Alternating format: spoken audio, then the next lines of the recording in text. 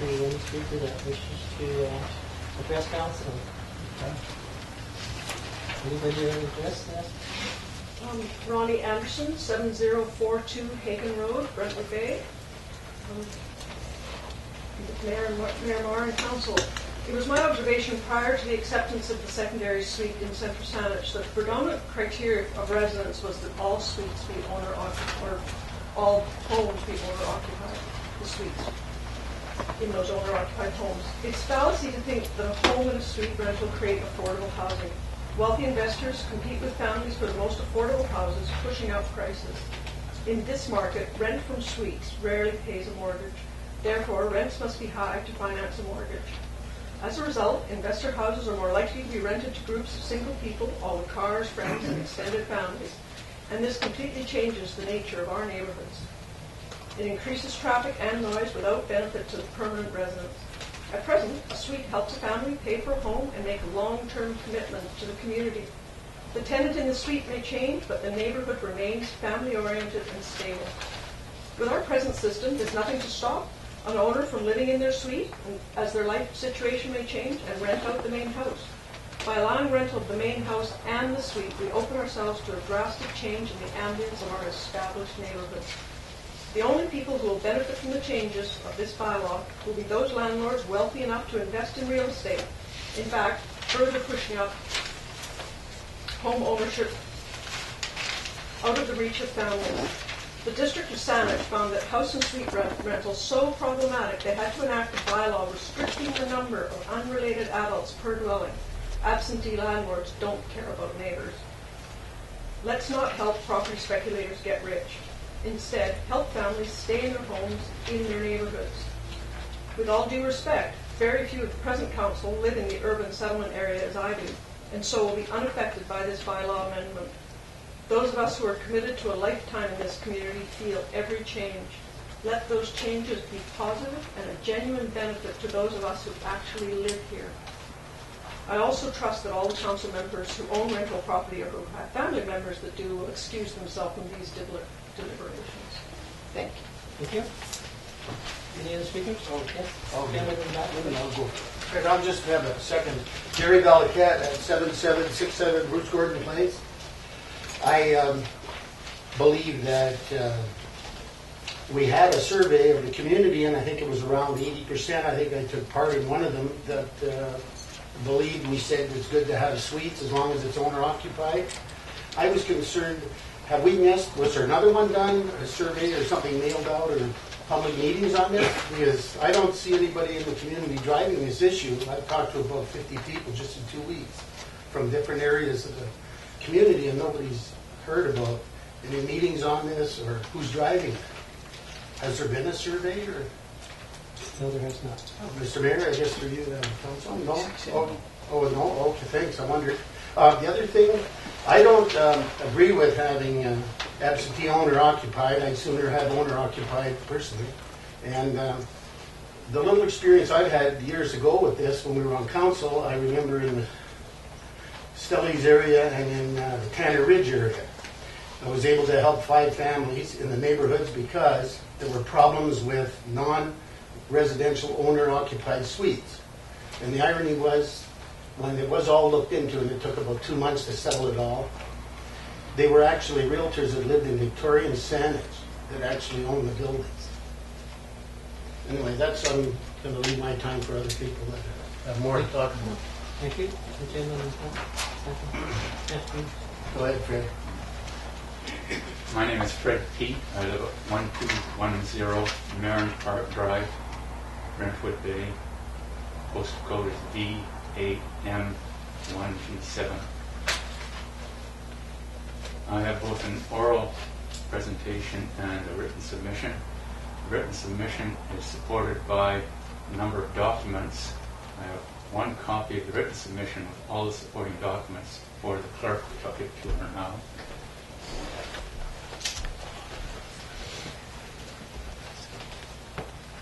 And I have the written submission copy to each member of council who's here.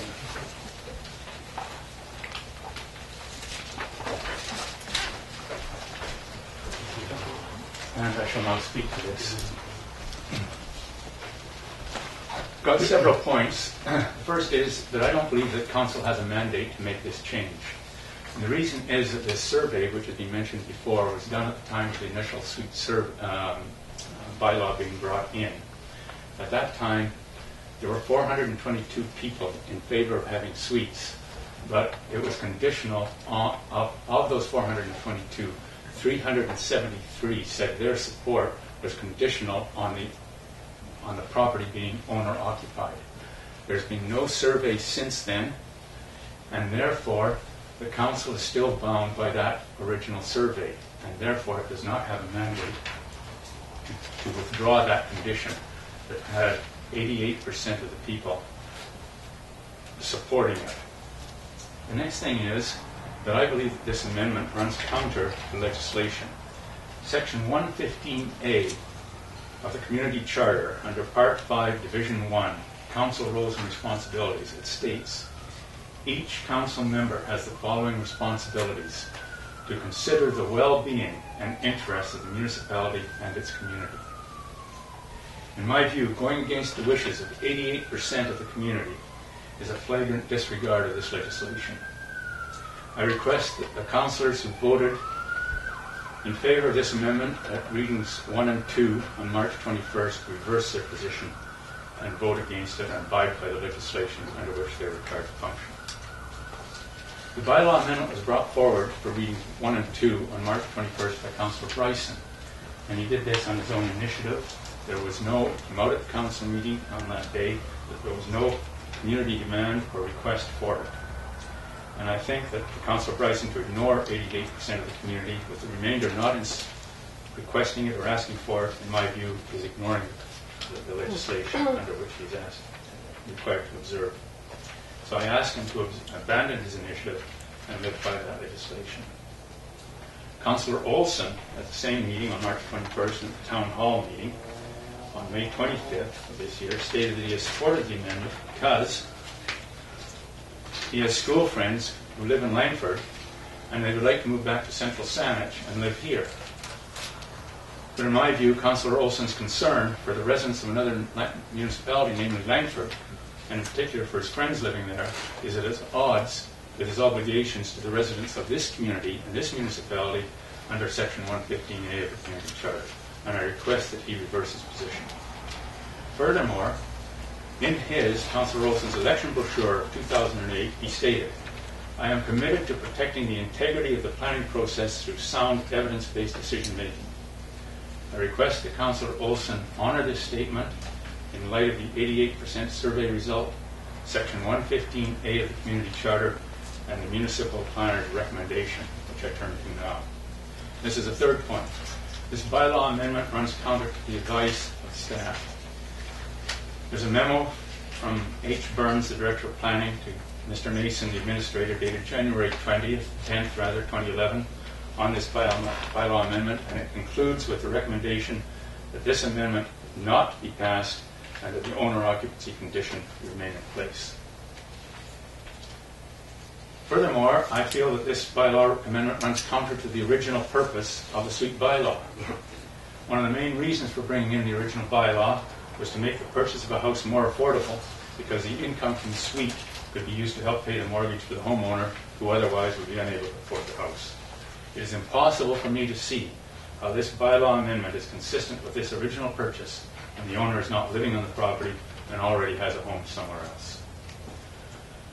Now, in my view, there's a monumental amount of confusion existing within council, within the APC, the Advisory Planning Commission, and within staff with respect to this bylaw amendment and with respect to housing. And it makes this bylaw amendment an ad hoc and ill-thought-through proposal. The proposed bylaw amendment is intimately connected to the larger issue of housing, including densification within the municipality, as shown in the memo from B. Gregg, planner, to H. Burns, the Director of Planning, dated October 28, 2010, and in the minutes of the Planning and Development Committee meeting dated November 8, 2010. Yet confusion exists within council staff and the Advisory Planning Commission as to what the housing policy of the municipality really is and what densification and related terms mean. And because this bylaw amendment is so intimately and inextricably connected with housing, confusion also exists with respect to this bylaw amendment. The confusion with respect to housing is shown in the following municipal documents. The memo from G. Gray to H. Burns that I mentioned a moment ago. In it, there's a recommendation for council to examine the issues of residential infill, accessory dwelling units, and small lot subdivisions. And B, it recommends a discourse on infill residential development, the larger picture. 2, the minutes of the Planning and Development Committee meeting of November 8th, 2010, in which there is discussion concerning specific housing policy issues and the appropriate process for policy development and community input. Another item that shows this confusion, the minutes of the Advisory Planning Commission dated February 2nd, 2011, in which the subject of densification, its implications, and its many forms is discussed, and it is proposed that a dialogue with the community take place on these topics. 4, the minutes of the APC dated February 16th, in which a recommendation is made that council and staff have a community dialogue about the implications of density and the many forms it may take. 5, the memo from H. Burns to G. Nason dated March 8th, in which it is stated that the APC suggests that council create a set of guidelines for densification through a public process. 6, minute number 186.11 for the minutes of council dated March 21st, 2011, in which the issue of guidelines for densification is recorded. 7, the minutes of the Planning and Development Committee meeting of March 30th, 2011, in which considerable discussion on the topics of rezoning and densification is recorded, and the committee recommends to council and staff prepare a budget request for 2011 to undertake a study of guidelines for densification that would involve the public. Furthermore, the official community plan, although it talks about densification, doesn't define it, and so it is no wonder that confusion exists, leading to uncertainty when rezoning requests related to housing come forward. In light of this amount of uncertainty in housing matters in the municipality and requests for clarification, the proposed bylaw amendment is an ad hoc decision, poorly thought out, and should be defeated. Next major point is the devaluation and other potential effects on neighboring properties. Devaluation of neighboring properties can occur because of neighborhood deterioration as a result of the property not being occupied. In our neighborhood, there's a house that is 100% rented. There are 6 cars now parked in front of this house after hours. The yard is unkempt, and sheets or towels are used as window drapes. If I chose to sell our house right now, a prospective buyer who wanted to live in our neighborhood, who drove around the neighborhood, would lose interest in our house or drop the value of their offer, and I would suffer an economic loss. In 2008, a resident of Langford successfully appealed his assessment because of issues such as this and achieved a 20% reduction in his assessment. The assessment review court applied that reduction to the whole cul-de-sac in which he lived, with a loss to Langford of $1.5 million in assessments. On the other hand, another but different facet related to non-owner-occupied properties that may come up at some time in the future is large numbers of wealthy, offshore, non-resident buyers purchasing large numbers of houses in particular neighborhoods and driving prices up differentially. This does nothing for housing affordability. This is happening in the Dunbar and Richmond areas of Vancouver. However, the situation is so serious that the Office of the Superintendent of Financial Institutions in Ottawa is looking into it. The result is that taxes increase differentially, and long-term residents of the neighborhood can no longer afford to continue to live in the house.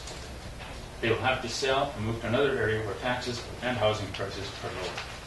In either case, the stability of neighborhoods is turned upside down. Now, there have been a lot of arguments presented at the March 21st Council meeting and at the Town Hall meeting by some councillors who support the bylaw. I want to counter some of those arguments. Councillor Bryson has stated that he doesn't want to be a decision maker in the case of an older person who owns a home with a suite who has to go into a care home and is unable to pay the rent of the part of the house in which he or she was dwelling. This is a very hypothetical scenario. Another hypothetical scenario, which is much closer to reality in my view, is that the older person would sell their home in order to pay for their care home residency. Councillor Bryson and some other councillors who support this bylaw have stated in reply to concern about messy yards and houses that are 100% rental, that some owner-occupied houses are also messy. This tells only half the story.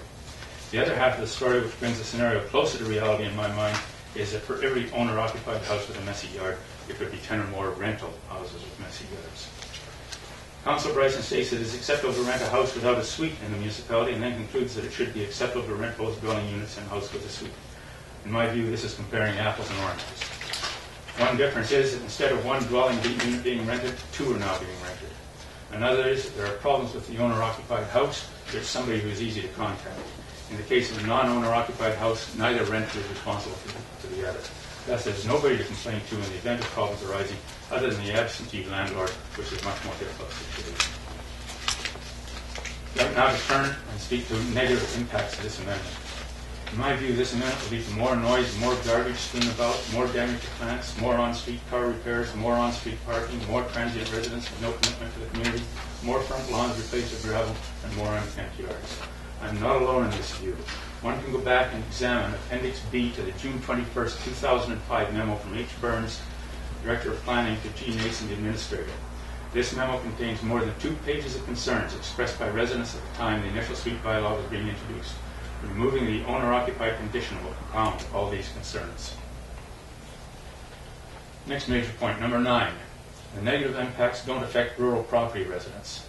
The negative consequences that are just identified impact primarily residents living on urban residential areas, lots.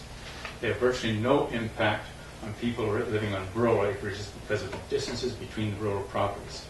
Furthermore, because there are far more residents living on urban residential lots than on rural acreages, a much greater number of people are affected negatively by this amendment.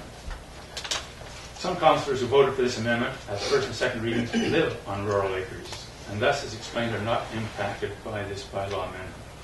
I request that they reverse their position and vote against the amendment so that those of us on urban residential lots do not have to suffer the consequences of their actions while they remain immune. In correspondence with me, Councillor Bryson stated that such remarks are personal. I disagree.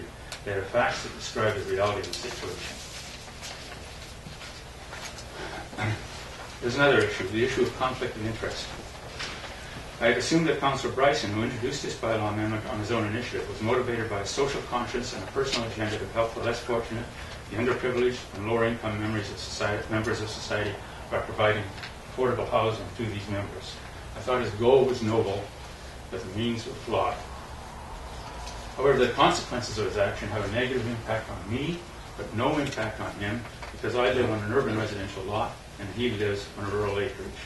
This situation begs the question: is a councillor who advocates his own agenda on his own initiative without community support, which if put into effect has a negative impact on 88% of the community, but virtually no impact on him or herself in a conflict of interest? Mr. Mayor, I'm a little concerned about personal. I mean, this is a public hearing. You speak to the issue, and I certainly am not going to stand here and listen to people slagging personal members of the county, alleged conflict of interest, talk to the issues, and I'm really upset that, Mr. Mayor, that you have to take charge of this meeting, but I'm not prepared to listen to that type. I'm prepared to listen to arguments, pro or con, but attacking council personally is wrong, and I certainly disagree with it. And I think they should direct it to the issue at hand, not say what one council did, what council, whatever. This is a council decision, a council vote, and I'd like the speaker to the issue and to start alleging conflict of interest is totally inappropriate. And I really feel that this has been going on at this council for some time by a lot of members of the public on other issues, and I'm just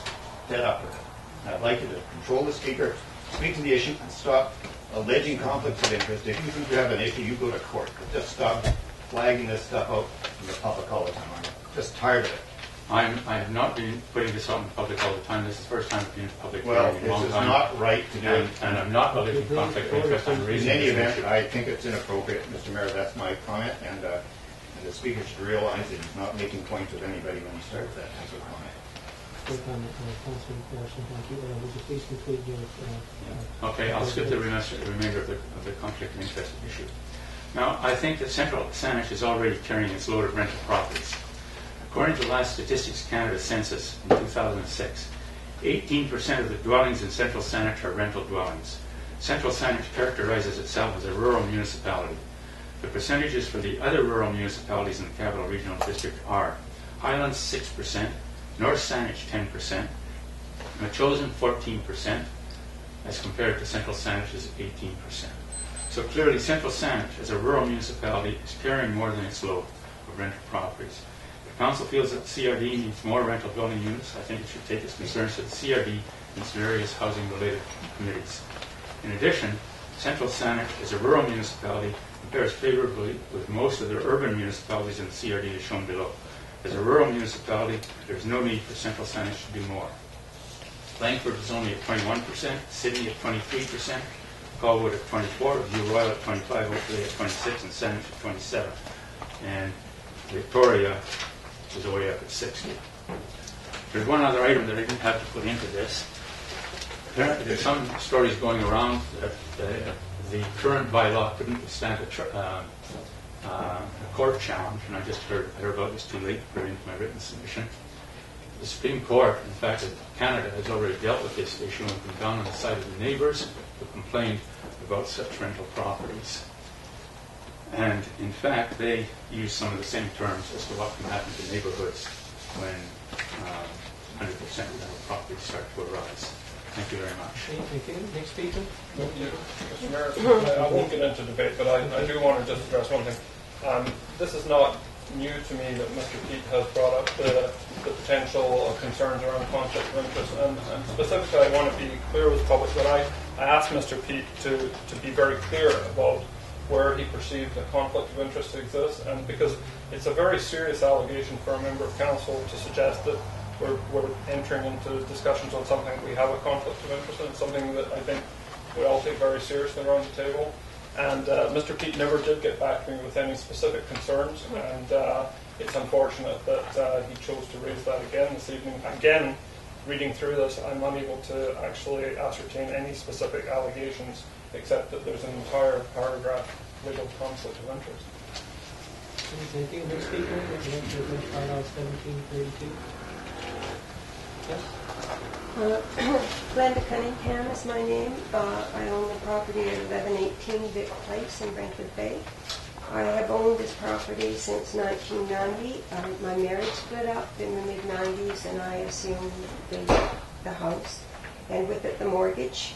I have been extremely selective about the tenants I have had in that house. I have never had a neighbor complain. I've had long-term tenants. And most recently, my long-term tenants who had occupied the house mainly used the secondary suite as a residence for their teenage kids when they were going to university. And then they used it as a business. And most recently, they have given me notice, and I have now chosen to rent it out as a secondary suite. And I quite by accident found out that I had to live on the premises. So I have had to give this tenant, who I just allowed to move into the suite, I've had to give him notice. He's been in there a week.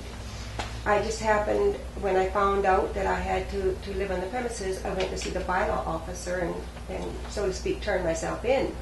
So I can only say that this property I take great pride in. It's my source of retirement revenue.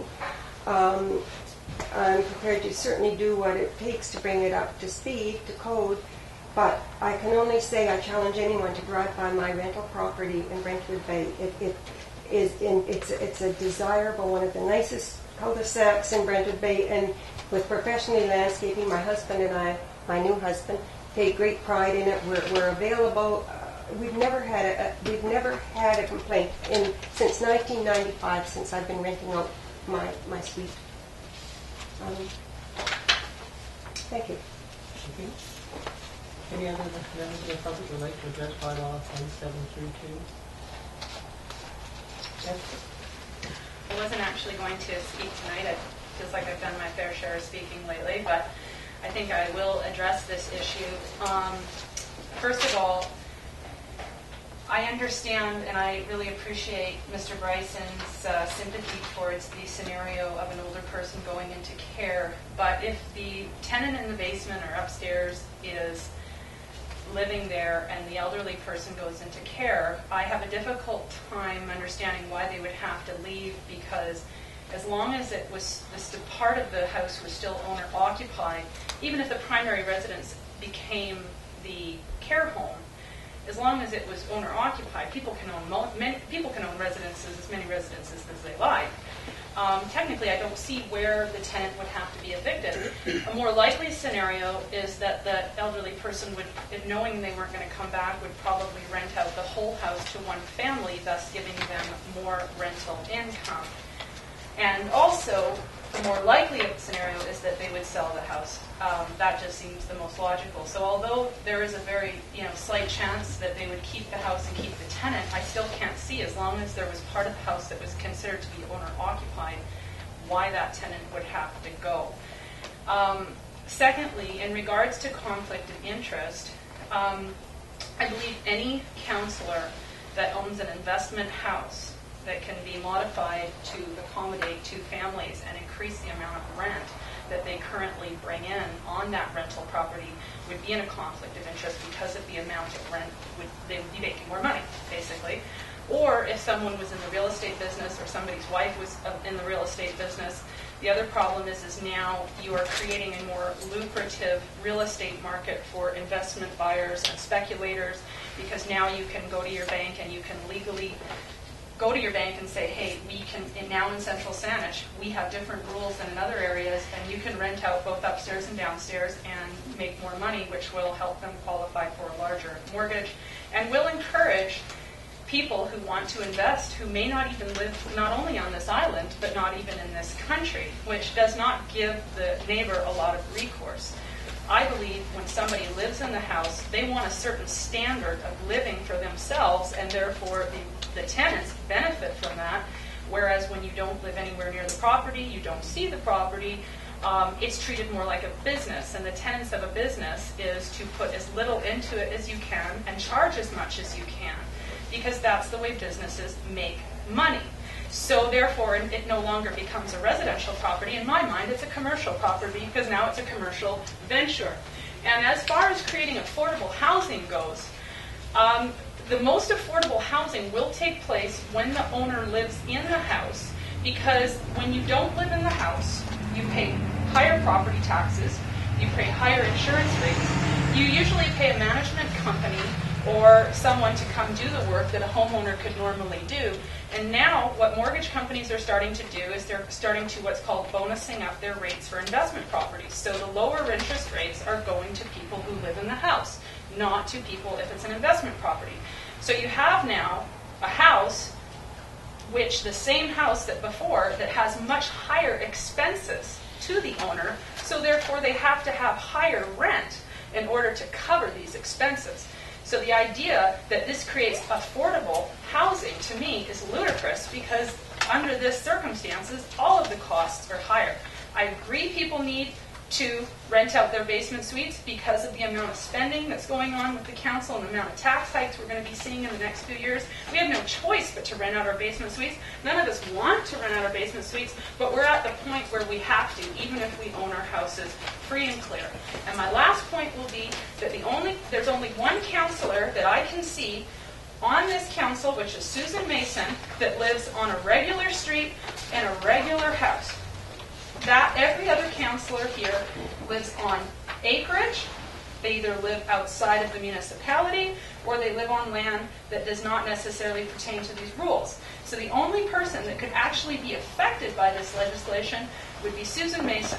That's it. And I feel like if we're going to be making rules, we need to make rules that we also have to think about we can be affected by as well as you can be affected by.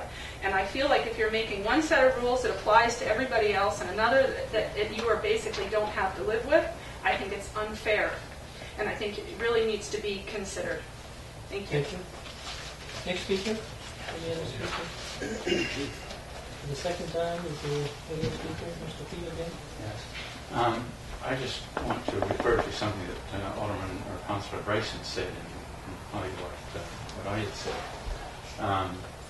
He said that he had asked me for a particular circumstance of conflict of interest. I think you're on board, Mr. Pete. I mean, Unless there is a specific conflict, Your Worship, I think it would be, I would appreciate knowing that it's a serious allegation, and I think I'd like to hear if there is, if Mr. Pete's about to allege something. I don't quite know whether it's...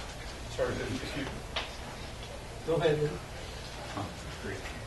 I had assumed that Councillor Bryson was advocating his position because he wanted to do something for the less fortunate in the community in terms of providing them with affordable housing.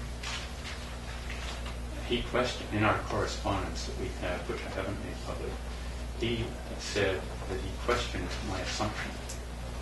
And so then I said, well, if I'm mistaken for your rationale for doing this, would you tell me what your rationale is? And to that, I never got a reply. So, and Okay, thank you. I don't want to... There was a reply, Your Worship, but Mr. Keith needs to refer to the reply. I fully explained who I was representing. Next speaker. For the second time, is there any other speaker? The third and final time, is there any other speaker to bylaw 1732? Hearing none, I'll close the public hearing on bylaw number 1732. Thank you for coming.